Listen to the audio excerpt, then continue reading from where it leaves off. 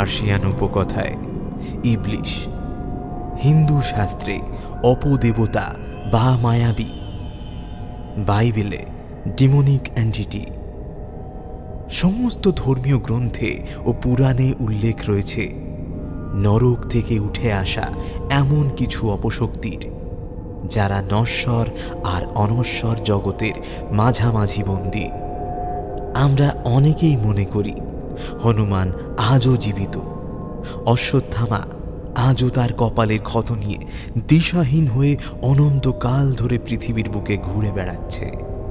অমর লামা ইতিগিলফ বৌদ্ধদের মতে প্রায় 1 শতাব্দী ধরে অনন্ত সমাধিতে লীন রয়েছেন এবং যে কোনো সময় তিনি বেঁচে উঠতে পারেন। তাহলে অপশক্তিরাই বা থাকবে না কেন? তেমনই এক প্রাচীন শয়তান রক্তবীজ, নিজের রক্তে মাটি ভিজিয়ে পুনর্জন্ম হয় যার বারবার, তাকে মারা কোনো ধর্মীয় নিয়মে সম্ভব নয়। এরা আজও মানুষের রূপে ঘুরে বেড়ায় পৃথিবীর বুকে, শিকারের সন্ধানে, একের পর এক পরিবারের শিকার। প্রত্যেকবার শিকারের শেষে রক্তাক্ত আত্মাহুতি, তারপর আবার মাটির গভীরে পৈশাচিক নবজন্ম, আবার নতুন শিকারের খোঁজ। এ থেকে মুক্তির উপায় কি? নাকি এভাবেই রক্তবীজের হাতে পৃথিবীর বুক থেকে মুছে যেতে চলেছে মানব সভ্যতা? সবকিছুর উত্তর পেতে শুনতে থাকুন আবির রায়ের কলমে এক অনবদ্য অডিও ওয়েব সিরিজ রক্তবীজের 6টি এপিসোড। আজ আপনারা শুনবেন রক্তবীজ সিরিজের 4র্থ এপিসোড পুনরুত্থান। গল্পের সূত্রধার এবং গল্প পাঠে আমি কৌশিক।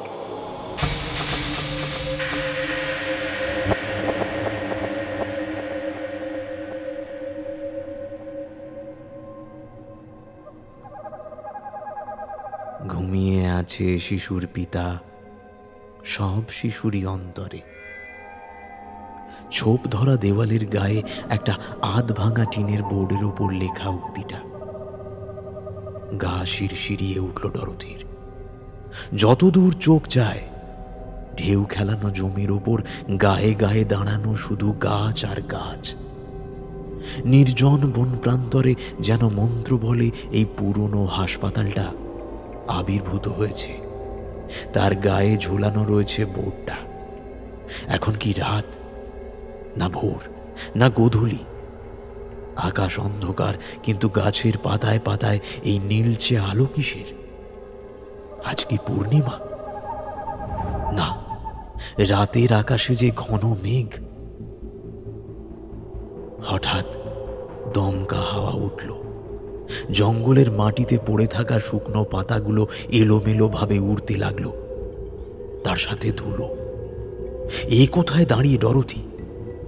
ধুধু বনের মধ্যে এই অন্ধকার আধভাঙা হাসপাতালের সামনে সে কিভাবে এলো? সে তো এই জঙ্গলে এসে পড়তে চায়নি। সে কি খারাপ কিছুর টানে এখানে এসে পড়েছে? বুক হিম হয়ে গেল ডরথির। তার গায়ের খাঁকি উর্দি ঘামে ভিজে সপসপে। হঠাৎ হাওয়ার শব্দ ছাপিয়ে একটা শব্দ তার কানে এলো। শুকনো পাতার উপর পায়ের শব্দ। কেউ তার পেছনে তার দিকেই এগিয়ে আসছে। এক ঝটকায় ঘুরে গেল ডরথি। যতদূর চোখ যায় শুধু ফাঁকা বন আর বন। কেউ কি তাকে নিয়ে খেলছে? বিড়াল ইঁদুরকে মারার আগে যেমন খেলে। আবার শুকনো পাতার ওপর পায়ের আওয়াজ। ঘুরে যায় ডরথি। নেই নেই নেই, শূন্য শূন্য। এই পৈশাচিক মহারণ্যে সে একেবারে একা। ছুটতে শুরু করলো ডরথি, কিন্তু কোথায় যাবে? কত দূর যাবে? চিৎকার করে কাকেই বা ডাকবে? এখানে যে কেউ নেই। না, কিন্তু কেউ একটা আছে। তার অস্তিত্ব টের পেয়েছে ডরথি। নাকে এসেছে তার নিঃশ্বাসের অশুভ আষ্টে গন্ধ। পড়ে থাকা একটা গাছের ডালে হোঁচট খেয়ে হুমড়ি খেয়ে পড়ে গেল ডরথি। মুখ তুলে বুঝল তার নাক ফেটে গড়িয়ে পড়ছে রক্ত। দূরে দূরে গাছের তলায় অন্ধকার ছায়ায় ঢাকা ওটা কে? কে ওইভাবে সামনের দিকে ঝুঁকে একভাবে তাকিয়ে আছে তার দিকে? তার মুখ কেন দেখতে পাচ্ছে না ডরোথি? ওটা কি তাহলে সে? সেই একইভাবে দাঁড়িয়ে আছে অন্ধকার ছায়ার ভেতর। তার চোখ দুটো যেন ধক ধক করে জ্বলছে। কোঁকিয়ে উঠল ডরোথি, মাথায় হাত দিয়ে বসে পড়ল। সব কি হচ্ছে? এই অমানবিক পৈশাচিক জঙ্গলে সে এলো কিভাবে? আর অন্ধকারে ও কে যে তার দিকে কুটিল দৃষ্টি দিয়ে ওইভাবে দেখছে? অন্ধকার থেকে ছায়া মূর্তি এবার এগোতে থাকলো তার দিকে, যেন হেঁটে নয়, শুকনো পাতার উপর দিয়ে প্রায় ভেসে ভেসে এগিয়ে আসছে সে। একটি পুরুষের অবয়ব, কিন্তু তার মুখ অন্ধকারে অদৃশ্য। দম আটকে আসছে ডরোথির। তার যেন উঠে পালানোর ক্ষমতা নেই। আতঙ্কে তার পা দুটো আটকে গেছে মাটির সাথে। হঠাৎ তার হাতে ঠেকলো কোমরে ঝুলানো সার্ভিস রিভলভারটা। এক টানে সেটা বের করে আনলো ডরোথি। তারপর হ্যামার টেনে অবয়বের বুক লক্ষ্য করে ট্রিগার টেনে দিল। পরপর দুবার, দুটো কান ফাটানোর শব্দ। তারপর সব চুপ। ছায়ামূর্তির পেটের দুদিকে লেগেছে গুলি। সে কয়েক পা ছিটকে পিছিয়ে গেল। বুলেটের ক্ষত দিয়ে চুইয়ে বেরিয়ে এলো টাটকা রক্ত। ঝরে পড়ল তা ভিজে মাটিতে। অবয়ব সেইভাবেই কয়েক সেকেন্ড দাঁড়িয়ে থেকে লুটিয়ে পড়ল মাটির ওপর। ডরোথি নামিয়ে আনলো রিভলভারটা। বুকের ধুকপুকানি যেন একটু স্বাভাবিক। তার গুলি পেটে লাগতেই হঠাৎ জমে গেল ডরোথির বুক। না না না, এমন ভুল সে কেন করলো? ওই রক্তেই যে পাপের উৎপত্তি। সে তো রক্ত নয়, নরকের দ্বার। বন্দুক ফেলে দৌড়ে গেল ডরোথি। হাওয়ায় উড়িয়ে নিচ্ছে ধুলো। মড়মড় করে উঠল আশেপাশের গাছগুলো। অপার্থিব দেহটির পাশেই মাটি ভিজে রয়েছে চাপ চাপ রক্তে। না, আর কোনো উপায় নেই। দাঁতে দাঁত চেপে ডরোথি রক্তে ভেজা মাটির খাবলা তুলে নিল। তারপর নিজের মুখে ঠেসে কিছু বুঝে ওঠার আগে গিলে ফেলল মাটির মণ্ডটা। মুখ বিকৃত হয়ে গেল ঘেন্নায়। হঠাৎ একটা প্রচন্ড হাওয়ার দমক। ডরোথির পেছনের শালগাছটা গোড়া থেকে আলগা হয়ে ঝুঁকে পড়ল তার উপর। ধড়মড়িয়ে উঠে বসল ডরোথি বোস। ঘাড় ছিঁড়ে যাচ্ছে টানের যন্ত্রণায়। বোধহয় গদির চেয়ারে ঘাড় এলেই ঘুমিয়ে পড়ার ফল। চোখটা খুলেই আশপাশটা দেখে নিল ডরোথি। না, এটা তার রোজ দেখা ভবানী ভবনের গোয়েন্দা বিভাগের অফিস ঘর। ঘন্টা বাজিয়ে আরদালিকে ডেকে চা দিতে বলল। বছর 5 আগে ডরোথি আইপিএস হয়েছে। কর্তব্য পরায়ণতার জন্য তার ডিপার্টমেন্টে সুনাম আছে, তেমনটাই সে মনে করে। কিছুদিন হলো তাকে গোয়েন্দা বিভাগে বদলি করা হয়েছে। চাটা শেষ করে মুখে চোখে জল দিয়ে এসে জায়গাতে বসতেই সেক্রেটারি খবর দিল ডিআইজি সাহেব তাকে ডেকে পাঠিয়েছেন। কুর্তির ওপর গলায় ওড়নাটা দিয়েই বেরিয়ে গেল ডরোথি। হাসি খুশি বছর 50-এর ডিআইজি সাহেব ডরোথির দিকে একটা কাগজ এগিয়ে দিয়ে বললেন, এটা পড়ে দেখো। ডরোথি কাগজটা এক ঝলক দেখে ডিআইজি সাহেবকে ফেরত দিয়ে বলল, তাড়াহুড়োই চশমাটা ঘরে ফেলে এসেছি স্যার, ঝাপসা লাগছে, একটু যদি পড়ে দেন। আরে এই বয়সে চোখের এই অবস্থা করেছো? একগাল হেসে কাগজটা মেলে ডিআইজি পড়তে আরম্ভ করলেন। আমি অপরাধী, জেনে হোক না জেনে হোক। সেই অপরাধের ভার এভাবে দিনের পর দিন বয়ে চলা আমার পক্ষে সম্ভব নয়।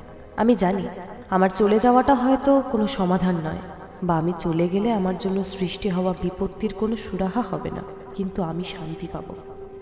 আইনের চোখে আমি অপরাধী হই বা না হই আমার বেঁচে থাকার আর কোনো কারণ বা তাগিদ নেই। চোখের সামনে একে একে আমার প্রত্যেকটা প্রিয় মানুষকে শেষ হতে দেখেছি। এই বিধ্বংসের ভাগিদার হয়ে আমার একাকিত্বকে আঁকড়ে ধরে বেঁচে থাকার কোনো মানে হয় না। এটাই হয়তো আমার প্রায়শ্চিত্ত। আমার মৃত্যুর জন্য কেউ দায়ী নয়, শিবানী সেন। কয়েক সেকেন্ড চুপ থেকে ডরথি বলল, সুইসাইড নোট? হ্যাঁ, ডিআইজি কাগজটা ভাঁজ করতে করতে বললেন, গত ডিসেম্বরে এনার বডি পাওয়া যায় আসানসোলের একটা পুরনো ফ্ল্যাটে, বেডরুমে, ঝুলন্ত অবস্থায়। একাই থাকতেন? হ্যাঁ, একাই থাকতেন। তবে রহস্য এখানে নয়। রোজ কত লোকেই তো সুইসাইড করে, রহস্যটা অন্য জায়গায়। এনার মৃত্যুর 1 সপ্তাহ আগে এনার বৃদ্ধ মা বাবা একসাথে খুন হন একই ফ্ল্যাটে। হ্যাঁ, মা লক্ষ্মী গুহরায়কে পাওয়া যায় পাশের গলিতে, পসিবলি ঠেলে ফেলে দেওয়া হয়েছে জানলা দিয়ে। আর বাবা জীবন কিশোর গুহরায় ঘাড় মটকানো লাশ হয়ে পড়েছিলেন বাথরুমে। তাহলে তো মিলেই যাচ্ছে। আর উনি তো নিজেই কনফেস করেছেন ওনার জন্যই সবাই মরেছে। আর লেখা শুনে মনে হচ্ছে উনি মানসিকভাবে অসুস্থ ছিলেন, হয়তো ডিপ্রেশন বা হ্যালুসিনেশনে ভুগতেন। আর এই ধরনের মানুষের পক্ষে murder is no big deal. এক্ষেত্রে নয়, মাথা নেড়ে বললেন ডিআইজি। ভদ্রমহিলার বয়স ছিল 51 বছর। উনি পার্কিন্সে ভুগতেন, মানে এমন নার্ভের রোগ যাতে 2 হাত কম্পনের ফলে সাধারণ কাজগুলি করাও প্রায় অসম্ভব হয়ে পড়ে। মাকে ঠেলে ফেলা গেলেও বাবার ঘাড় মটকাতে যতটা হাতের জোর প্রয়োজন ওনার তা থাকা অসম্ভব। তবে ঠিকই বলেছ, উনি হীনমন্যতায় ভুগতেন, প্রেশারের ওষুধ খেতেন। বিয়ের 6 মাসের মধ্যে ওনার স্বামী মারা যায়। একা একা সন্তান মানুষ করা সম্ভব নয় ভেবে নিজের গর্ভের সন্তানকেও উনি নষ্ট করে দেন তার পরপরই। তারপর কয়েকদিন রূপনারায়ণপুরের একটি মেসে কাটিয়ে ফিরে আসেন বাবা মার কাছে আসানসোলে। তারপর আর বিয়ে করেননি, কাজকর্ম তেমন করতেন না, ওই টুকটাক টিউশনি, হাতের কাজ, ব্যাস। মারা যাওয়ার আগের দিন উনি অনুসুয়া গুপ্ত নামক ওনার এক পুরনো বন্ধুকে একটি মেসেজ পাঠান, যেটার কারণে রহস্য আরও দানা বেঁধেছে। কি message sir? He is back. থমথমে নিস্তব্ধতা ঘরে, শুধু এসির আওয়াজ, আর দুজনেই চুপ। কে ফিরে এসেছে স্যার? ভুরু কুঁচকে প্রশ্ন করল ডরথি। ডিআইজির মুখে মুচকি হাসি। সেটা জানাটাই তো আমার কাজ ডরথি। কার প্রত্যাবর্তনের ফলে সে নিজেকে শেষ করে দিল, আর কেই বা এই 3টি মৃত্যুর জন্য প্রত্যক্ষ ও পরোক্ষভাবে দায়ী। ডরথি খানিকক্ষণ ভেবে বলল, এই অনুসুয়া গুপ্ত ভদ্রমহিলাকে জেরা করা হয়েছে? না, সম্ভব নয়, বললেন ডিআইজি। উনি গত 12 বছর দেশ ছাড়া, বর্তমানে স্বামীর সাথে নরফোকে থাকেন। ফোনে ধরা হলে উনি বলেন এই মেসেজটির কোনো ব্যাখ্যা তার কাছেও নেই। হয়তো উনি মিথ্যে বলছেন বা সত্য গোপন করছেন, কিন্তু কিন্তু কিন্তু উনি এখন ব্রিটিশ সিটিজেন হওয়ার দরুন এর বেশি ওনাকে প্রেশার দেওয়া সম্ভব নয়। কাজেই যা করতে হবে ওনাকে ভুলে গিয়েই করতে হবে। ডরথির মাথায় হাজার অঙ্কের জাল বোনা চলছে। কিভাবে এগোবে, কাকে রিমান্ডে নেবে, কোথায় গেলে একটু হলেও ক্লু মিলবে। হঠাৎ এক ঝলক আলো খেলে যায় মাথার মধ্যে। আচ্ছা স্যার, শিবানী দেবীর কি কোনো আত্মীয় স্বজন নেই? আছে, তবে না থাকার মতোই। শুধু এক বৃদ্ধ মামা, নাম পীতাম্বর রায়চৌধুরী। আচ্ছা, তো তাকে কোথায় পাওয়া যাবে স্যার? বীরভূমের মল্লারপুরে।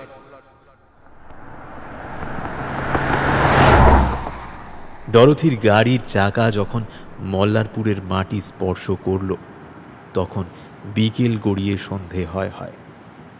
গ্রামে ঢোকার মুখে একটি উঁচু শ্বেত পাথরের তোরণের পাশে সাদা স্করপিওটা আলতো করে ব্রেক কষল।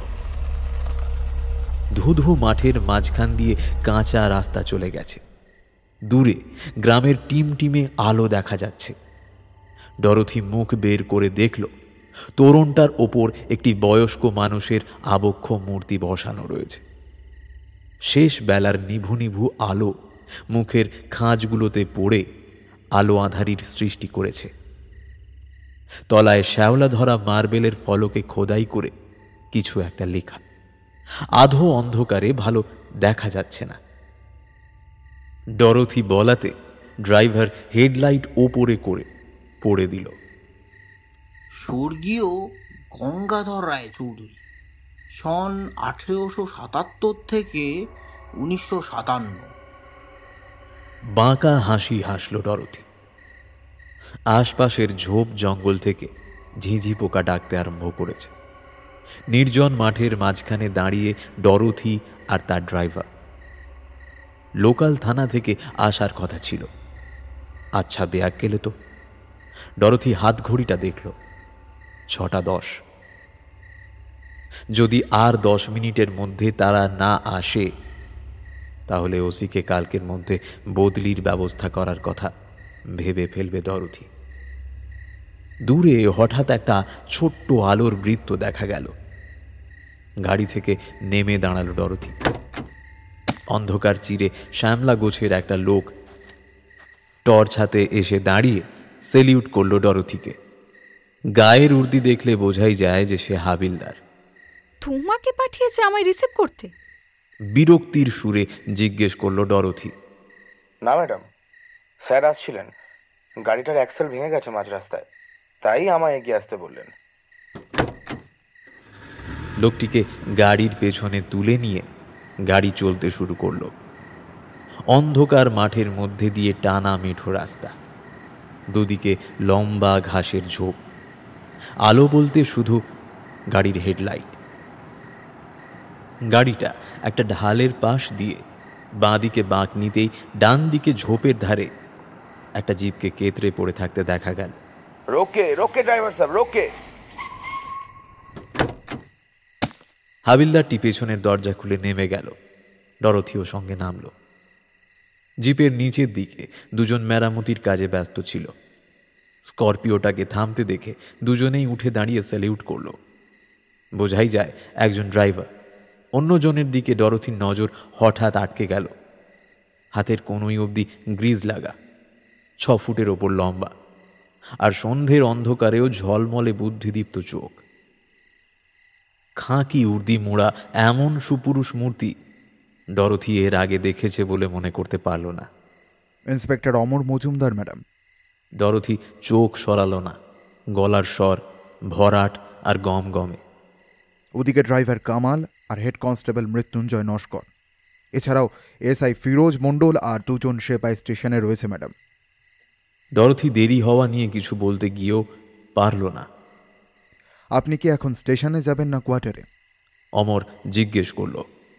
না না, রাত হয়ে গেছে, এখন স্টেশনে গিয়ে কাজ নেই। ডরোথির থাকার ব্যবস্থা করা হয়েছিল জনবহুল এলাকা থেকে একটু দূরে একটা বিচ্ছিন্ন পুরনো একতলা বাড়িতে। বাড়িটার সামনে অনেকটা জমি, একটা ছোট ডোবা, তার পাশ দিয়ে সোজা 5 মিনিট হেঁটে গেলেই থানার পিছনের গেট। ডরোথির কেয়ারটেকার হিসেবে গ্রামেরই একটি মেয়েকে রাখা হয়েছে, যে তার খাওয়া দাওয়ার ব্যবস্থা করে দেবে। ড্রাইভারটি থাকবে থানাতেই। ডরোথিকে ঘরে ছেড়ে অমর আর মৃত্যুঞ্জয় থানার দিকে যাবে এমন সময় পেছন থেকে ডরোথি ডাকল, অমর। ম্যাডাম। তুমি কি রাতে থানাতেই থাকো? না ম্যাডাম, রাতে আমি এখানে থাকি না। আমার বাড়ি আছে গ্রামে, সেখানেই চলে যাই। সেপাইরা থাকে, মৃত্যুঞ্জয় থাকে। আপনার কোনো দরকার লাগলে। ঠিক আছে, তুমি এসো। যে মেয়েটিকে ডরোথির কেয়ারটেকার হিসেবে রাখা হয়েছে তার নাম শ্যামা। গ্রামেরই মেয়ে, তবে রান্নার হাতটা বেশ চমৎকার।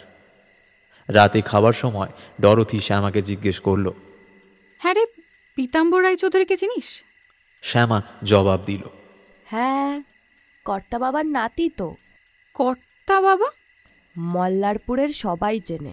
বহু বছর আগে মল্লারপুরে একবার মহামারী লাগে, তখন কর্তা বাবা আর তার ছেলে মেয়ে মিলে কোমর বেঁধে সবার শুশ্রূষা করে।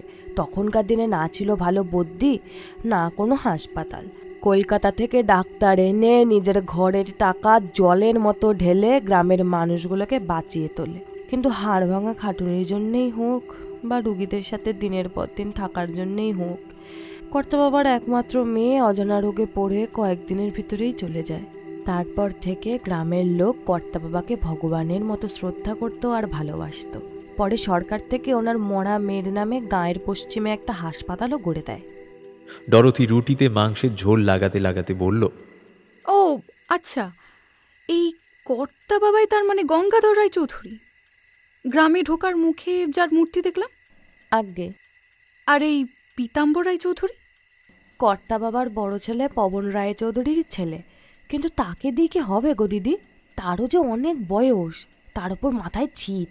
অত বড় জমিদার বাড়িতে বছরের পর বছর ভূতের মতো একা একা পড়ে রয়েছে। ডরথি হেসে বলল, তাকে নিয়েই যে আমার কাজ রে শ্যামা। তারপর থেমে বলল, কাল একটু ভোর ভোর কাজে আসিস, বেলায় জমিদার বাড়িতে যাব। মেঘে ঢাকা আকাশের নিচে যে ফটকটা মাথা তুলে দাঁড়িয়ে আছে, বোঝাই যায় একসময় তার জৌলুস ছিল অতি উজ্জ্বল।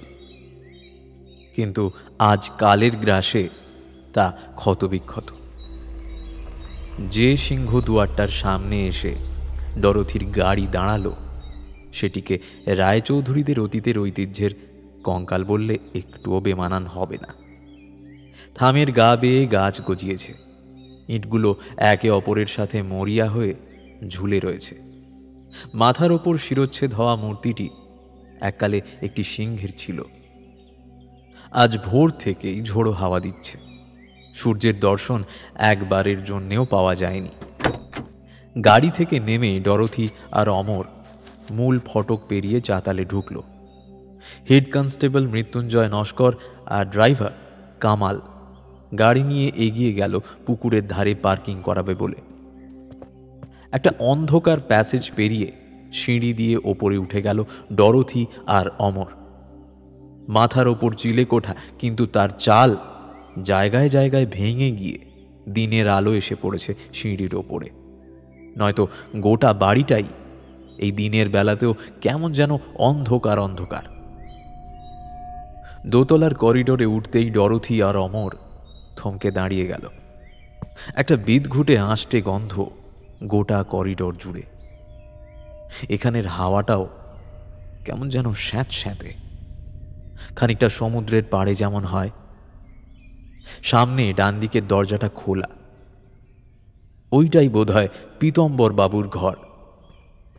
ঘরের চৌকাঠের সামনে এসে দাঁড়ালো দুজন, আর প্রায় গা গুলিয়ে বমি এসে গেল তাদের। গন্ধটা এখানে বিকটভাবে কড়া। ঘরের মাঝখানে একটা আরামকে দাঁড়ায় খালি গায়ে এক বৃদ্ধ আধ বোঝা চোখে বসে আছে। ঘর ভর্তি আবর্জনা, কোথাও ডাই করে রাখা কাপড়ের স্তূপ, কোথাও ভাঙা ফার্নিচারের টুকরো। মেঝেতে নানা রকম বয়াম আর শিশি, তাদের কোনোটায় দুটো বিস্কুট, কোনোটায় একটু মুড়ি, কোনোটা বা খালি। পীতাম্বর বাবু, মোলায়েম সুরে ডাকল ডরথি। কে কে? চোখ খুলল বৃদ্ধ। দেখেই বোঝা যায় বাম দিকের চোখটা ছানি পড়ে প্রায় অকেজো, অপর দিকের চোখটাও কতটা কাজ করে বলা মুশকিল। নাকে মুখে রুমাল চাপা দিয়ে ঘরে ঢুকল ডরথি আর অমর। ডরথি তাকিয়ে দেখল ঘরের দেওয়াল জুড়ে প্রচুর দেবদেবীর ছবি, সবই অন্তত পুরনো, রং চটা, ফ্রেম ভাঙা। কিন্তু একটা ব্যাপার প্রায় প্রত্যেকটা ছবিতেই দেখা যাচ্ছে, প্রত্যেকটা দেবদেবীর মুখের কাজটা যেন কাল শিটে পড়ে গেছে। তলায় কুপি ধরলে যেমন ভূষকালি পড়ে, ঠিক তেমন। কারা তোমরা? হ্যাঁ, কারা? গমগমে গলায় বৃদ্ধ প্রশ্ন করল। ডরথি একটু ভেবে গলা নামিয়ে বলল, আমরা থানা থেকে আসছি, কয়েকটা বিষয় আপনার থেকে জানা দরকার। আপনাকে বেশিক্ষণ বিরক্ত করব না। ডরথি বা অমর কেউই উর্দি পড়েছিল না বলেই বোধহয় বুড়ো একটু শান্ত হয়ে আবার গা এলিয়ে দিল। বলো, বলো কি জানতে চাও? ঘরের ভেতরটা আধো অন্ধকার। আলো যতটুকু আসছে তা সামনের দরজা দিয়ে। পূর্ব দিকের দুটো জানলাই সেঁটে বন্ধ করা, এবং তা বহু দিন থেকে বন্ধ।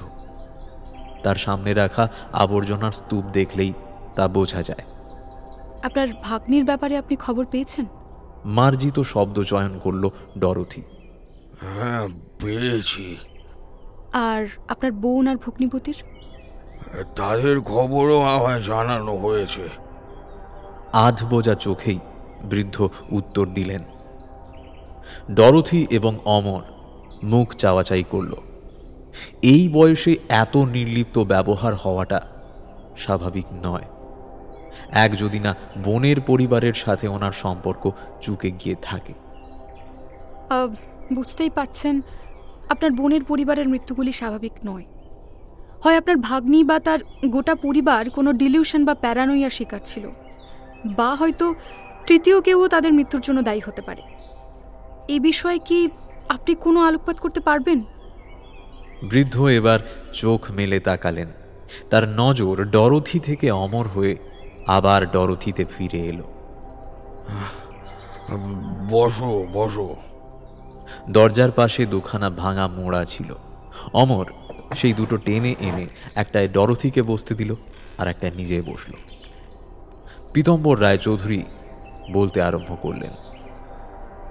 আমার জন্মের বেশ কয়েক বছর আগে মল্লার বুড়ে এক অঘোর ভৈরবের আবির্ভাব হয়।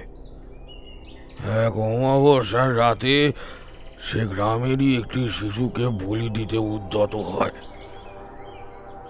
আমার পিতামহ, আমার বাবা, খুড়ামশাই আর গ্রামের প্রচুর মানুষজনকে সঙ্গে নিয়ে বাচ্চাটিকে বলি দেওয়ার আগে উদ্ধার করে, আর গ্রামবাসীরাও অঘোরকে জ্যান্ত পিটিয়ে মারে।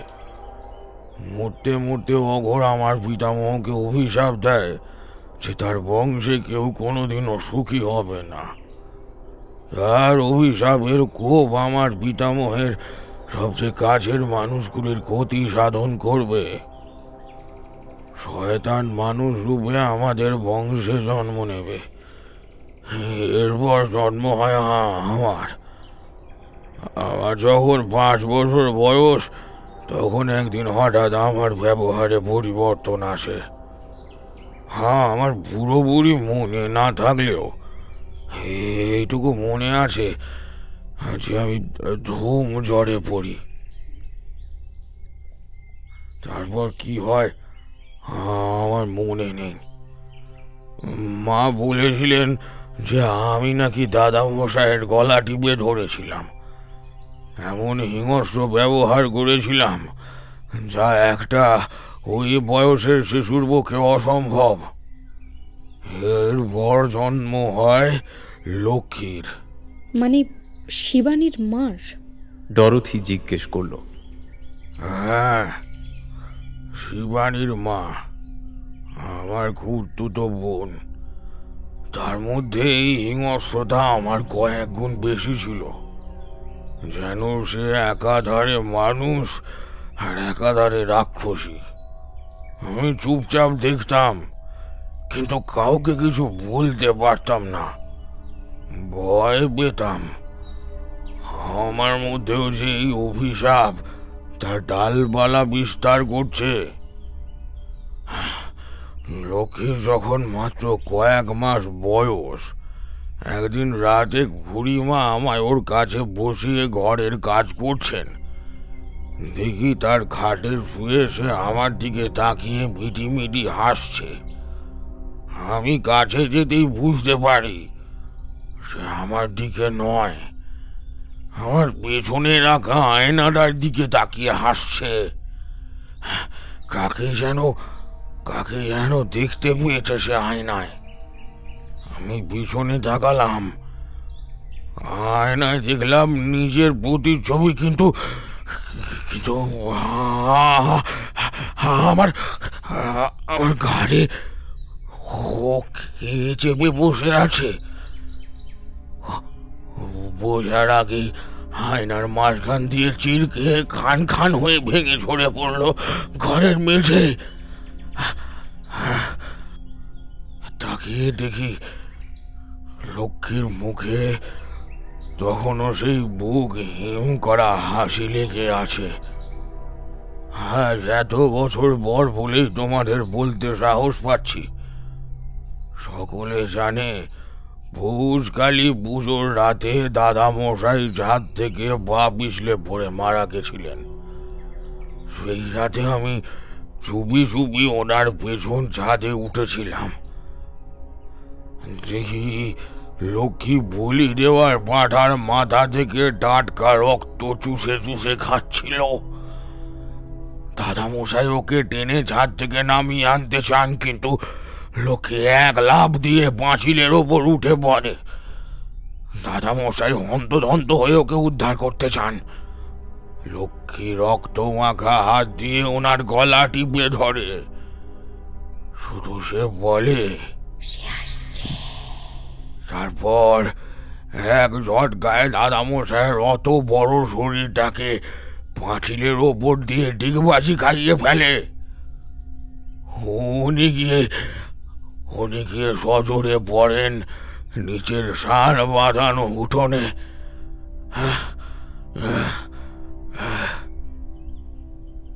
কয়েক মিনিট ঘর থমথমে।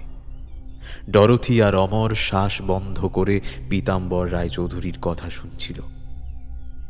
ডরথির হাতে ধরা ছোট্ট নোট বইটাতে সে লিখল, recurring প্যারানোইয়া across generations, probability of delusion, hallucination and dissociative identity disorder, which might have propelled self-harm or suicidal tendencies. One of the victims, Lakshmi, might have homicidal past. অর্থাৎ পারিবারিক সূত্রে মানসিক বিকৃতির আভাস পাওয়া যাচ্ছে, যার থেকে অবাস্তব কল্পনা বা দৃশ্য দেখা, আত্মপরিচয়ে গড়মিল ও আত্মহননের ইচ্ছে প্রকাশ পাওয়া অসম্ভব নয়। মৃতদের একজন অর্থাৎ লক্ষ্মী অতীতে সম্ভবত নরহত্যা করে থাকতে পারে। বাইরে গম্ভীর শব্দে মেঘ ডেকে উঠল। ঘর এখনো চুপচাপ। অমর চুপচাপ তাকিয়ে আছে পীতাম্বরের দিকে, যিনি আবার হেলান দিয়ে চোখ বুজেছেন। কোলের নোটবুকে কলমটা গুঁজে ডরথি একটা লম্বা দম নিল, তারপর বলল, আপনার বোন দাদামশাইকে মারার আগে সে আসছে বলেছিল। আপনার ভাগ্নিও নিজেকে শেষ করার আগে হি ইজ ব্যাক লিখে মেসেজ পাঠিয়েছিলেন। আচ্ছা, এখানে ঠিক কার আগমনের কথা বলা হচ্ছে? কে? বৃদ্ধ চুপ, একইভাবে চোখ বন্ধ করে কেদারায় হেলান দিয়ে। পীতাম্বর বাবু, অমর ডাকল। বৃদ্ধের শরীর আড়ষ্ট, চোখ বন্ধ। হঠাৎ ঘরের তাপমাত্রা নামতে আরম্ভ করল। কটু গন্ধটাও চতুর্গুণ বেড়ে গেল। দম আটকে এলো ডরথির। ঝড় উঠেছে বাইরে, কিন্তু তাতে তো ঘরের ভেতরটা হঠাৎ এতটা ঠান্ডা হয়ে যাবার কথা নয়। কিসের শব্দ ওটা? যেন গলার ভেতর থেকে চাপা হাসির রোল উঠেছে। পীতাম্বর বাবু হাসছেন, চোখ তার এখনো বন্ধ, ঘাটটা এখনো একদিকে হেলানো। সে যে যুগ যুগ ধরে এই পৃথিবীতে রয়েছে, তার বিনাশ নেই, তার মারণ নেই।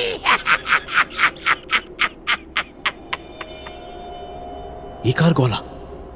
কথাগুলো বেরোচ্ছে পীতাম্বরের মুখ দিয়ে, কিন্তু এ কণ্ঠস্বর তো তার নয়। তোরা কেউ পারবে না তাকে আটকাতে। সে সাক্ষাৎ মহাপিশাচের রূপ। এই বংশের রক্তেই তার পুনর্জন্ম হয়েছে। হঠাৎ হেঁচকি তুলতে আরম্ভ করলো পীতাম্বর বাবু। থরথর করে কাঁপতে লাগলো তার সর্বাঙ্গ। চোখ তার এখনো বোঝা, ঘাড় এখনো হেলানো। উঠে দাঁড়ালো ডরথি আর অমর। কি করবে বুঝে ওঠার আগে হিচকি তুলতে তুলতে পীতম্বর বাবুর মুখ দিয়ে বেরিয়ে এলো এক রাশ কালচে রক্ত। গলা বেয়ে বুক পেট ভিজিয়ে দিল রক্তের ধারা। হঠাৎ সামনের দেওয়ালের দিকে তাকাতেই ডরথির হাত পা জমে গেল।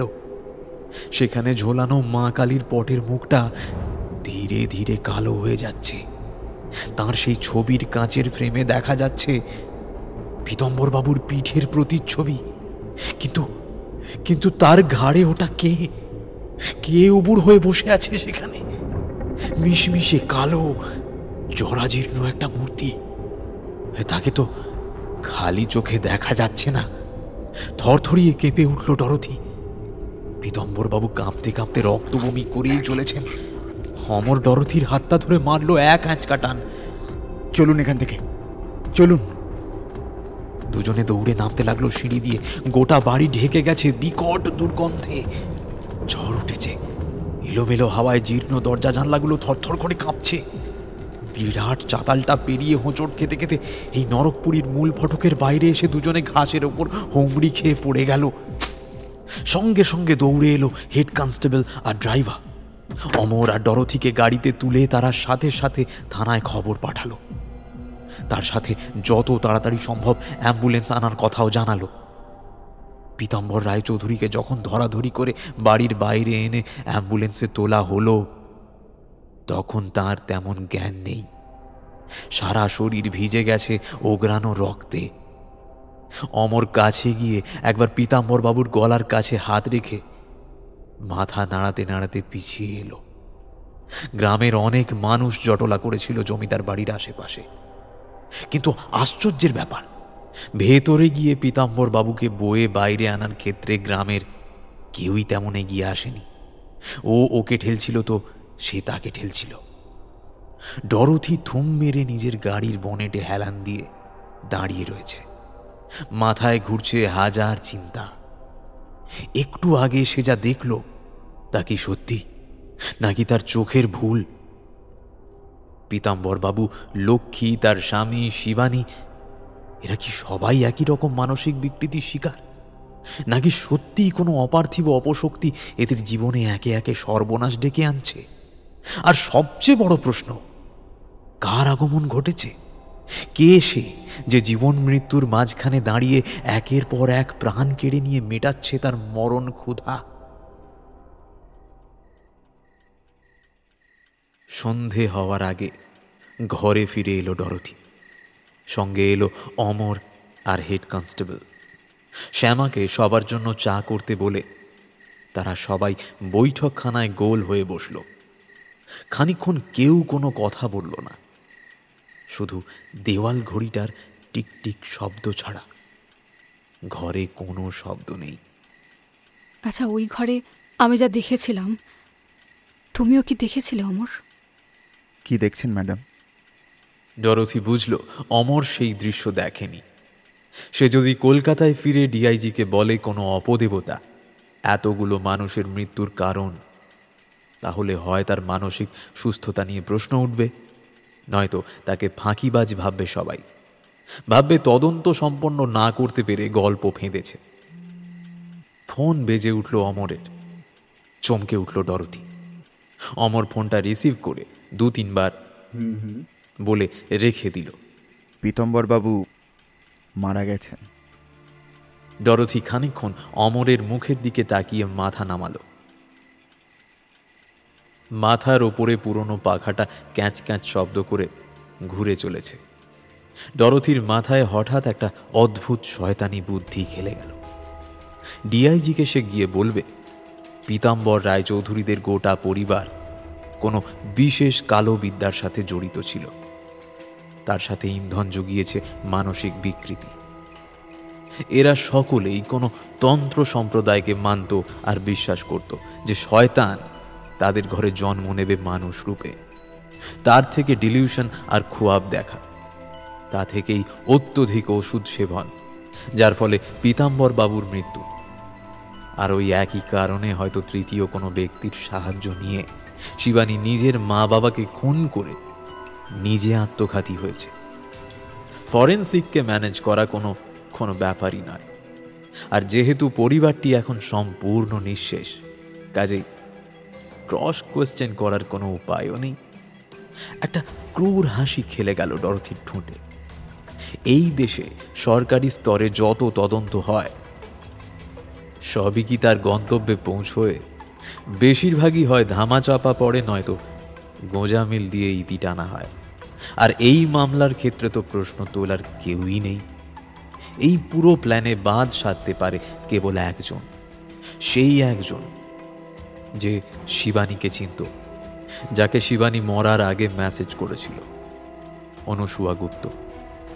রিপোর্ট তৈরি করার আগে একবার তার সঙ্গে কথা বলা খুব দরকার। যদি সে কিছু জানে তাহলে সেই মতো এগোনো যাবে, আর না জানলে তো পোয়া 12।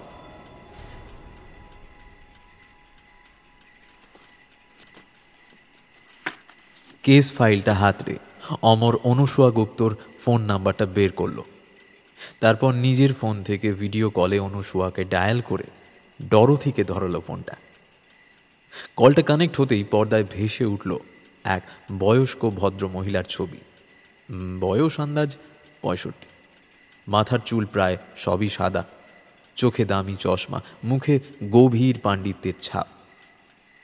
ঘরের বাকি দুই ব্যক্তি বসেছে ফোনের পেছনে, যাতে অপর প্রান্তের মানুষটা বুঝতে না পারে ডরথি ছাড়াও ঘরে আর কেউ আছে। নমস্কার, আমি ডরথি বোস। অনুসুয়াও প্রতি নমস্কার জানালো। মিসেস গুপ্ত, আপনাকে জানিয়ে রাখি, এই মুহূর্তে আপনার বান্ধবী শিবানী সেনের পরিবারের কোনো সদস্যই জীবিত নেই। শিবানী মারা যাওয়ার আগে শেষ মেসেজটা আপনাকেই পাঠায়, যাতে লেখা ছিল হি ইজ ব্যাক। এই হি ব্যক্তিটি কে সেটা জানলেই আমাদের কাজ মিটে যাবে। আমি জানি ডিআইজি সাহেবের দপ্তর থেকে আপনাকে যোগাযোগ করা হয়েছিল। তখন আপনি বলেছিলেন এই মেসেজটির কোনো ব্যাখ্যা আপনার কাছেও নেই। আজ আমি আপনাকে জেরা নয়, অনুরোধ করছি, যদি কিছু বলতে পারেন দিদি, অন্তত আপনার মৃত বন্ধুর কথা ভেবে। অনুসুয়া খানিকক্ষণ চুপ থাকলেন, তারপর এদিক ওদিক তাকিয়ে নিচু স্বরে বললেন, শিবানী কার কথা বলছে তা আমি সঠিক না জানলেও আন্দাজ করতে পারি, কিন্তু তার ব্যাপারে জেনেই আপনাদের খুব একটা লাভ হবে না। আমার কথা আপনি বা আপনার ডিপার্টমেন্টের কেউই বিশ্বাস করবে না। 4টে মানুষের প্রাণ চলে গেল মিসেস গুপ্ত। ডরথি গম্ভীরভাবে বলল, সরাসরিভাবে না হলেও পরোক্ষভাবে এদের সকলের মৃত্যুর ধাঁধা সেই হিয়ের সাথে জড়িয়ে। এ বিষয়ে কোনো সন্দেহই কিন্তু নেই। আপনি বলুন, আমি নিশ্চয়ই বিশ্বাস করব। শুনুন তাহলে। বলতে আরম্ভ করল অনুসুয়া। শিবানীর ছোটবেলা কেটেছে নিতান্ত অবহেলায়। বাবা ছিল পঙ্গু আর মায়ের ছিল মাথার ব্যামো। মাঝে মাঝে ভায়োলেন্ট হয়ে যেতেন। খুব কম বয়সে পড়াশোনা শেষ করে রূপনারায়ণের কাছে এসে কাজে যোগ দেয়। মাসে মাসে টাকা পাঠালেও বাবা মার সঙ্গেও সম্পর্ক ছিল একেবারেই নীরস। আমার সাথে ওর পরিচয় একই মেসে থাকার দরুন। আমায় নিজের বড় দিদির মতো ভালোবাসত, মনের সব কথা বলতো। আমি তখন স্থানীয় গার্লস কলেজে অধ্যাপনা করি। একসময় বারবার চাপে সে কুল কিনারাহীন একটা ছেলেকে বিয়ে করতে রাজি হয়। আর এটাই ছিল তার জীবনের সবচেয়ে মারাত্মক ভুল। ভুল কেন? ভুরু কুঁচকে জিজ্ঞেস করল ডরথি। অনুসুয়া আবার আশপাশটা দেখে নিল, তারপর বলল, পুরাণে এমন অনেক জীবের কথা উল্লেখ আছে যারা নশ্বর আর অবিনশ্বরের মাঝামাঝি আটকে থাকে। এইসব শক্তিরা মানুষের রূপে রক্ত মাংসের পৃথিবীতে বিচরণ করলেও এরা আসলে নরক থেকে উঠে আসা অপদেবতা। এদের আদি নেই, অন্ত নেই। কোনো ধর্মীয় রীতি নিয়ে এদের ক্ষতি করা যায় না। ডরথির বুক টিপ টিপ করতে আরম্ভ করেছে। মাথায় ফিরে ফিরে আসছে আজ সকালে দেখা ভয়াবহ দৃশ্যের কথা। অনুসুয়া বলেই চলেছে, প্রাচীন এক অপদেবতা আজও মানুষের রূপে পৃথিবীতে ঘুরে বেড়াচ্ছে। বছরের পর বছর সে রূপ পরিবর্তন করে একের পর এক পরিবারকে তার শিকার বানিয়ে চলেছে। তার যখন জীবদ্দশায় খিদে মিটে যায়, তখন সে নিজের মৃত্যুর ব্যবস্থা নিজেই করে ফেলে। তার এক ফোঁটা রক্ত মাটি স্পর্শ করলেই সেখান থেকে হয় সেই পিশাচের নবজন্ম। তারপর আবার এক হতভাগ্য পরিবারের শিকার, একই রকম ঘটনার পুনরাবৃত্তি। প্রত্যেকবার শিকারের শেষে রক্তাক্ত আত্মাহুতি, তারপর আবার মাটির গভীরে পৈশাচিক প্রাণের সঞ্চার। কি নাম এই অপদেবতার? অনুসুয়া খানিকক্ষণ তাকিয়ে রইল সামনের ক্যামেরার দিকে। রক্তবীজ। নামটা উচ্চারিত হওয়ার সাথে সাথে যেন ঘরে একটা হাওয়ার দমকা লাগলো। অমর উঠে হালকা করে দক্ষিণ দিকের জানলাটা ভেজিয়ে দিল। শিবানীর স্বামী মানুষ ছিল না, সে ছিল নরকের পাপের ফসল, রক্তবীজ। শিবানীর মধ্যে সেই পৈশাচিক বীজ বপন করে ফেলেছিল নিজের বংশ বিস্তার করবে ভেবে, কিন্তু তার সেই চেষ্টা সফল হয়নি। সে যখন নিজের গলায় আঘাত করে নিজের রক্তে মাটি ভেজাতে চেয়েছিল, শিবানী তার স্বামীর গলা থেকে বেরিয়ে আসা সবটুকু রক্ত গিলে নিজের মধ্যে নিয়ে নিয়েছিল। তারপর নিজের গর্ভে বেড়ে ওঠা রক্তবীজের সন্তানকে জন্মাবার আগেই মেরে ফেলেছিল। ঘরে দম বন্ধ করা নিস্তব্ধতা। হাত পা কাঁপতে আরম্ভ করেছে ডরথির। এ কোন ভয়াল জগতের মায়াজালে জড়িয়ে পড়েছে সে?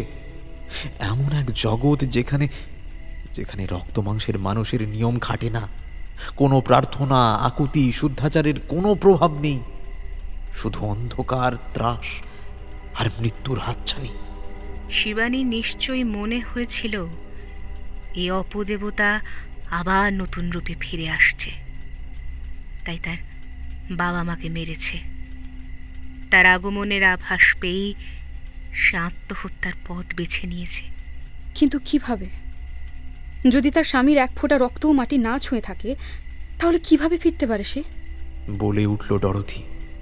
যদি সত্যি সে ফিরে এসে থাকে, তাহলে বুঝতে হবে কোনো না কোনোভাবে সেই রক্ত মাটিতে পড়েছিল। চুপ করে গেল ডরথি। এও কি সম্ভব?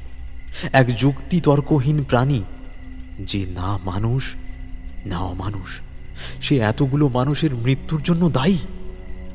একজন আইপিএস অফিসার হয়ে তাকে এই কথা মানতে হবে। কিন্তু কিন্তু আজ সকালে সে নিজের চোখে যা দেখল, তাই বা অস্বীকার করে কিভাবে? পীতাম্বরের মৃত্যু, কি ব্যাখ্যা আছে তার?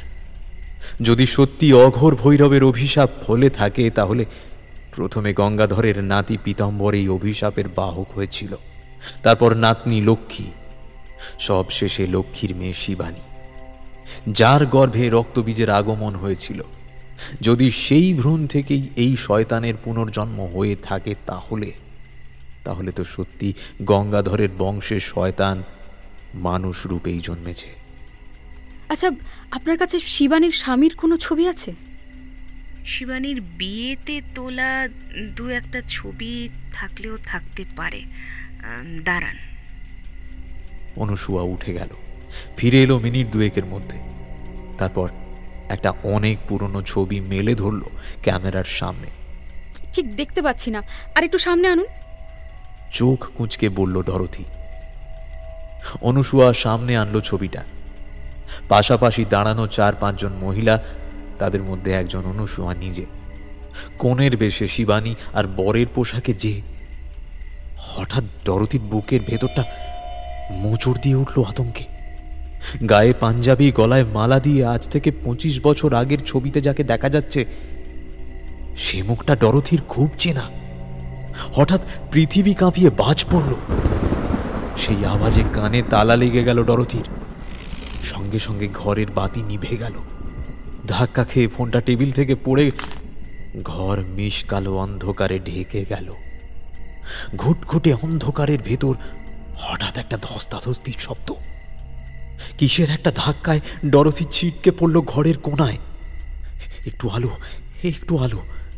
পকেট হাতড়ে নিজের ফোনটা পেল না। নিশ্চয়ই সেটা টেবিলের ওপর রয়ে গেছে। ঘরের ভেতর হঠাৎ সেই দম বন্ধ করে দেওয়া গন্ধ, তারপর হঠাৎ একটা রক্ত জল করে দেওয়া হাড় ভাঙার শব্দ, একটা অস্ফুট কোকিয়ে ওঠার আওয়াজ।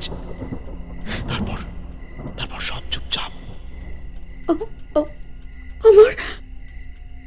নিশ্ছিদ্র অন্ধকারের ভেতর কোনো উত্তর ফিরে এলো না ডরথির ডাকের। হাতড়ে হাতড়ে ডরথি অমরের ফোনটা কুড়িয়ে পেল, জ্বালিয়ে দিল আলো। টিমটিমে আলোয় যা দেখল তাতে ডরথির দম আটকে এলো। ঘরের মাঝখানে টেবিলটার উপর পড়ে রয়েছে ইন্সপেক্টর অমর মজুমদার, নিথর। তার মুন্ডুটা হিঁচড়ে মুড়িয়ে দেওয়া হয়েছে পেছন দিকে। গলার নলিগুলো প্রায় উপড়ে এসেছে ঘাড়ের ওপর দিয়ে। চিৎকার করে উঠল ডরথি। তার হাতের আলোটা সরেছে ঘরের অপর প্রান্তে। মেঝের ওপর উবু হয়ে বসে আছে একটা জীব, গায়ে খাঁকি উঠতি, যার মুখের সাথে হুবহু মিল একটু আগে ছবিতে দেখা শিবানীর স্বামীর। এখন আর তার মুখ স্বাভাবিক নেই। তার চোখ দুটো টকটকে লাল, মুখের গলার শিরা উপশিরাগুলো দগদগে হয়ে ফুলে উঠেছে। কি বলবে তাকে? মৃত্যুঞ্জয় নস্কর নাকি রক্তবীজ? আর্তনাদ করে উঠল ডরথি। ছিটকে দেওয়ালে গিয়ে পিঠ ঠেকে গেল তার। হাতে ধরা কম্পমান মোবাইলের আলো, সেই স্তিমিত আলোয় ধীরে ধীরে তার দিকে এগিয়ে এলো রক্তবীজ।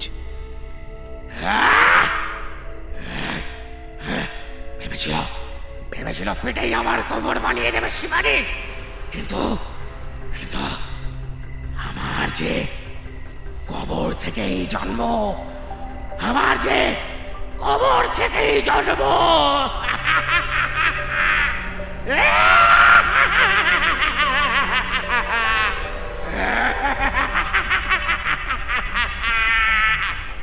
বিকট শব্দে হেসে উঠল অপদেবতা।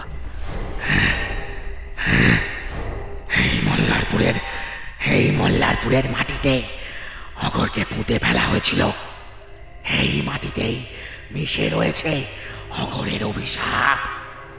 এই মাটিতেই আবার হবে আমার পুনর্জন্ম, আমার পুনর্জন্ম।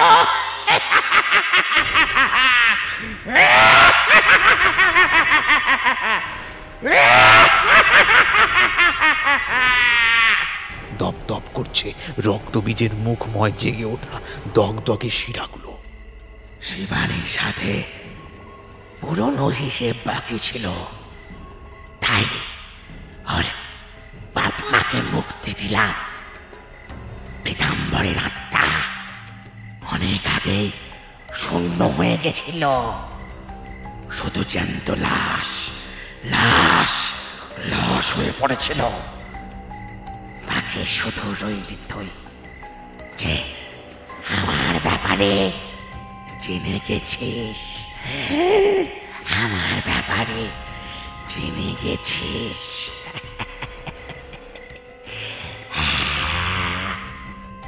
পিশাচটার মুখ ডরথির মুখের একদম কাছে। দুর্গন্ধে দম আটকে আসছে ডরথির। এবার তোর পালা, তোর পালা।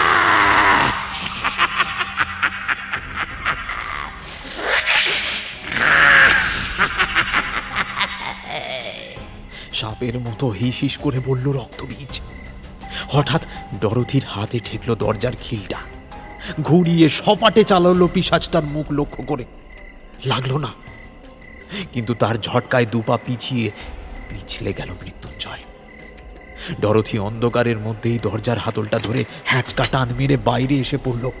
তারপর দিক বিদিক জ্ঞানশূন্য হয়ে দৌড়তে থাকলো। আকাশের কোনায় কোনায় বিদ্যুৎ ঝলকাচ্ছে। তারই আলোয় ঝোপঝাড়ের মধ্যে দিয়ে হোঁচট খেতে খেতে দৌড়তে লাগলো ডরথি। কিছু দূর গিয়ে তার ধাঁধা লাগলো, ডোবাটা কোথায় গেল? এতক্ষণে তো থানার পেছনের গেটে এসে যাওয়ার কথা। হঠাৎ তার খেয়াল হলো সে বাড়ির পেছন দিক দিয়ে বেরিয়ে দৌড়েছে, অর্থাৎ থানার উল্টো দিকে এসে পড়েছে। চারিদিক থমথমে অন্ধকার। ডরথি দম নিতে নিতে তাকিয়ে দেখল তার চারিদিকে গাছের দেওয়াল।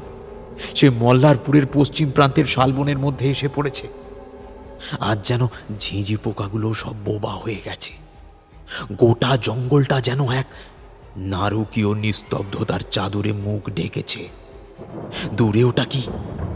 একটা বাড়ি না, কিন্তু তাতে তো কোনো আলো জ্বলছে না। শুকনো পাতার ওপর পা ফেলে ফেলে ডরথি এগিয়ে গেল সেদিকে। ঝোপে ঘেরা ভগ্ন প্রায় একটা দোতলা বাড়ি। অন্ধকার থমথমে। তার বাইরে শ্যাওলা ধরা দুটো মূর্তি। বহুকালের অবহেলায় প্রায় চেনাই যায় না। একটা মূর্তি নিঃসন্দেহে গঙ্গাধর রায়চৌধুরীর, অন্যটা কে? তার মেয়ে নাকি? তাই হবে। এই মেয়ের স্মৃতিতেই হাসপাতাল তৈরি হয়েছিল বহুকাল আগে। এখন তা ধ্বংসস্তূপ। ফাটল ধরা পাঁচিলের গায়ে ওগুলো কি? জং ধরা কয়েকটা টিনের বোর্ড, তাতে লেখাগুলো আবছা আর অস্পষ্ট। এই বোর্ডগুলো সে আগেও দেখেছে। হ্যাঁ, এই জায়গায় তো সে আগেও এসেছে। কি হচ্ছে এটা? এ কোন বিভীষিকাময় দুঃস্বপ্নের বেড়াজালে আটকে সময় তাকে নিয়ে খেলা করছে। না না না, মুক্তি দাও আমায়! চিৎকার করে মাথা ধরে বসে পড়ল ডরথি। দমকা হাওয়া উঠল, ধুলোয় ঢেকে গেল চারিদিক। হঠাৎ হাওয়ার শব্দ ছাপিয়ে একটা শব্দ ডরথির কানে এলো। শুকনো পাতার ওপর পায়ের শব্দ। কেউ তার পেছনে তার দিকে এগিয়ে আসছে। ঘুরে যায় ডরথি। না, কেউ কোথাও নেই। এই ভয়ালো লুকোচুরি সে আগে দেখেছে। কিভাবে পালাবে সে? কে বাঁচাবে তাকে? আবার ছুটতে শুরু করলো ডরথি। আতঙ্কে যেন বুক দিয়ে শ্বাস ঢুকছে না। পড়ে থাকা একটা গাছের ডালে হোঁচট খেয়ে মুখ থুবড়ে পড়ল ডরথি। দূরে গাছের তলায় অন্ধকারে দেখা গেল তাকে। মৃত্যুঞ্জয়! হাতড়ে হাতড়ে উঠে বসলো ডরথি। নাক ফেটে উর্দির বুকের ওপর গড়িয়ে পড়ছে রক্তের ধারা। মৃত্যুঞ্জয় সেই একইভাবে দাঁড়িয়ে আছে। অন্ধকার ছায়ার ভেতর তার চোখ দুটো যেন ধক ধক করে জ্বলছে। কোমরে ঠান্ডা মতন কি ঠেকছে ডরথির। আরে, এটার কথা এতক্ষণ মনে হয়নি কেন? তার সার্ভিস রিভলভার। এক টানে রিভলভারটা বের করে আনলো ডরথি।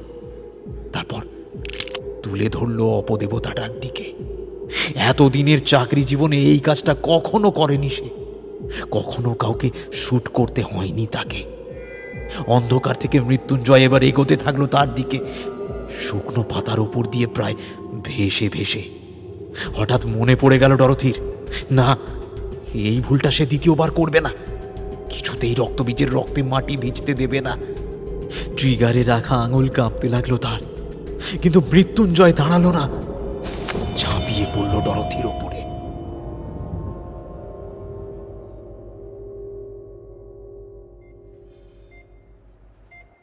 চোখ খুলল ডরথি। চারিদিক ঝাপসা লাগছে। গায়ে যেন তেমন সার নেই। তার নাকের তলায় কি? অক্সিজেনের নল। সে নিশ্চয়ই হাসপাতালে। কে নিয়ে এলো তাকে? মাথার পাশে একটা মনিটরে অনেক সংখ্যা বাড়ছে কমছে। একটা সে চিনতে পারল। তার হার্টবিট ৮০, ৮৪, ৭৬ এর মধ্যেই ঘোরাফেরা করছে। বেডের পাশে এক অচেনা মুখ। যাক, এই যাত্রায় তাহলে বেঁচে গেলেন। আপনার ফ্যামিলিকে খবর দেওয়া হয়েছে যে আপনার জ্ঞান ফিরেছে। কথা বলতে কষ্ট হচ্ছে ডরথির, তবু চিঁচি করে বলল, আমি আমি কতদিন এখানে আছি? তা প্রায় ৮-৮.৫ মাস হবে। হ্যাঁ। ধড়াস করে উঠল ডরথির বুক। ৮.৫ মাস? এতদিন সে হাসপাতালে? মাথায় ১০ মনের একটা গাছের ডাল পড়েছিল, তাও ভাগ্যিস একদিকে ঘা খেয়েছিলেন বলে ৮ মাসে কোমা থেকে বেরোলেন। পেছন দিকে লাগলে আর উঠতেই হতো না। তবে আপনার চিন্তা নেই, আপনি লাইফ অন ডিউটিতে ঘায়েল হয়েছেন, তাই সব খরচা সরকারের। হেসে বলল ডাক্তার। 8 মাস সে কোমায় ছিল, অথচ তার যে মনে হচ্ছিল এই একটু আগে। সে কি তবে স্বপ্ন দেখছিল? ডিআইজির সাথে দেখা হওয়া থেকে শুরু করে জঙ্গলের ঘটনাটা সবই কি তার কল্পনা? পেটের তলার দিকটা যেন একটা অদ্ভুত যন্ত্রণা, মাথার মধ্যে সব তালঘোল পেকে যাচ্ছে। ডাক্তারবাবু, আমায় কোথায় পাওয়া গিয়েছিল? কোনো রকমে দম টেনে জিজ্ঞেস করলো ডরোথি। জায়গাটা আমি সঠিক জানি না, তবে শুনেছিলাম যেন আপনি তদন্তের কাজে বীরভূমের কোথাও একটা গিয়েছিলেন। হাত পা অবশ হয়ে এলো ডরোথির। তার মানে হঠাৎ একটা কথা মনে পড়ে গেল তার।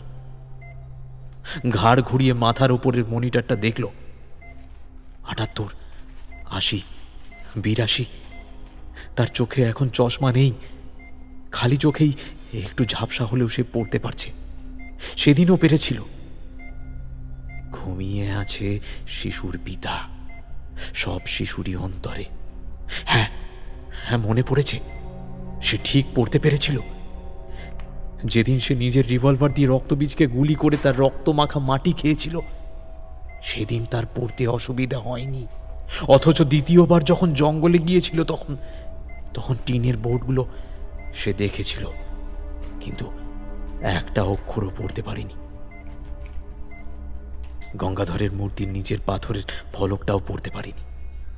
এমনকি ডিআইজির সামনে বসে শিবানীর সুইসাইড নোটও পড়তে পারেনি। কেমন করে পারবে? সে যে পুরোটাই অচৈতন্য হয়ে স্বপ্ন দেখছিল। আর ডরোথি ভালোই জানে যে স্বপ্ন মানুষ ব্রেনের বাঁ দিক দিয়ে দেখে, তাই স্বপ্নে কোনো কিছু পড়া যায় না, কারণ অক্ষর চেনা ব্রেনের ডান দিকের কাজ। দম আটকে এলো ডরোথির। পেটের ব্যথাটা অসহ্য বাড়ছে। কি অমন করছেন কেন? কষ্ট হচ্ছে নাকি? সিস্টার, চেঁচিয়ে উঠল ডাক্তারবাবু। এই সমস্ত কিছু ঘটেছে, কিন্তু তার কোমায় যাওয়ার আগে মনে পড়তে লাগলো ডরোথির। সে তদন্তের ভার নিয়ে মল্লারপুরে গিয়েছিল, পীতাম্বরকে মরতেও দেখেছিল।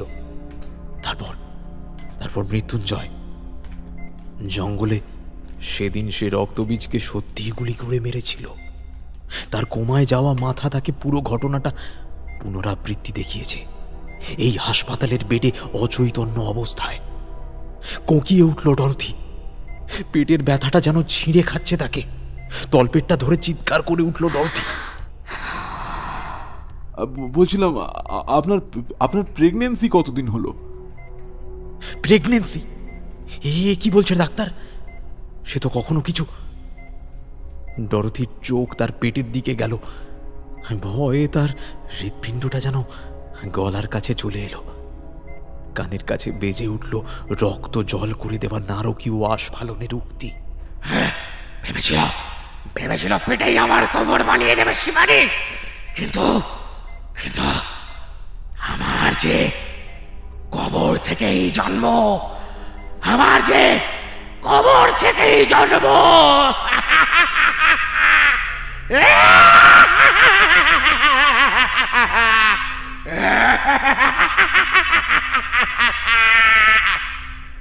রক্ত আর মাটি দুই গেছে ডরোথির পেটে।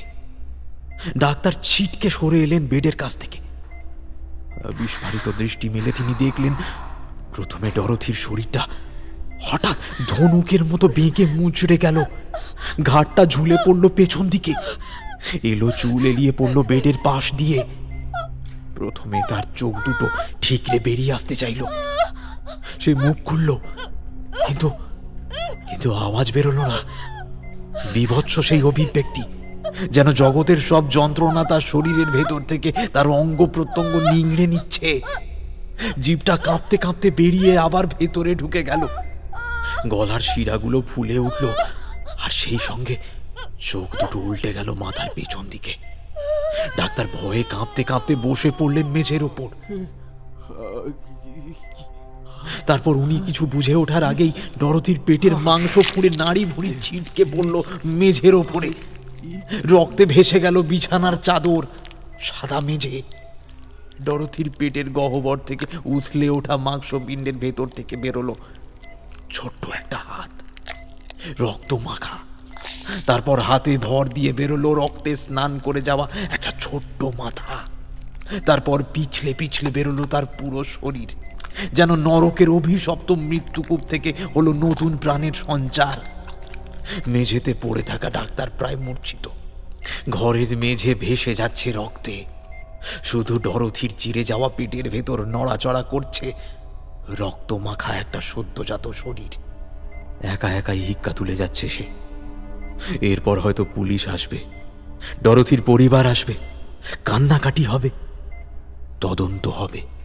কিন্তু এই দেশে কটা তদন্ত তার গন্তব্যে পৌঁছয়? বেশিরভাগই হয় ধামা চাপা পড়ে, নয় গোজামিল দিয়ে ইতি টানা হয়। এটাও হয়তো তাই হবে, হতে বাধ্য। এই শিশুর এই বিভৎস জন্ম নিয়ে হয়তো অনেক আলোচনা হবে। তার গর্ভাবস্থায় কোনো কমপ্লিকেশন ছিল কিনা সেই নিয়ে হয়তো তর্ক হবে। কেউ বিশ্বাস করবে, কেউ করবে না। কেউ দোষ দেবে ডাক্তারকে, কেউ আঙুল তুলবে ডরথির চরিত্রের দিকে। কিন্তু যেটা অবশ্যম্ভাবী তা হলো এই শিশুটিকে কেউ না কেউ ঘরে নিয়ে যাবে, বুকে টেনে নিয়ে নিজের সন্তান রূপে মানুষ করবে। নিজেদের অজান্তেই স্নেহ, মায়া, মমতা দিয়ে বড় করে তুলবে অমানুষ রক্তজাতক রক্তবীজকে।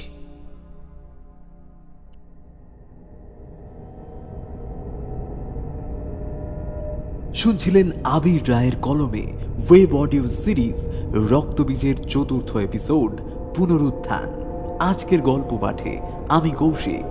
অন্যান্য চরিত্রে কাব্যশ্রী, অনুষ্কা, রক্তিম, ইভান, মৌটুসি এবং কৌশিক।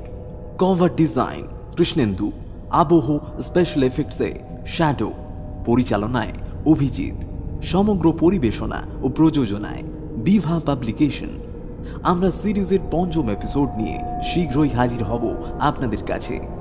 তবে আপনাদের কাছে একান্ত অনুরোধ, আপনারা দয়া করে চ্যানেলটি সাবস্ক্রাইব করে রাখুন যাতে এই সিরিজের কোনো গল্প মিস না হয়ে যায়। আর সিরিজটি শুনে অবশ্যই আপনাদের মূল্যবান মতামত জানান আমাদের। আপনারা এইভাবে পাশে আছেন বলেই আমরা নতুন নতুন প্রজেক্ট আনতে উৎসাহ পাই। আর ভালো লাগলে দয়া করে আপনাদের পরিচিত মহলে শেয়ার করতে পারেন। সবাই খুব ভালো থাকবেন। শুভরাত্রি।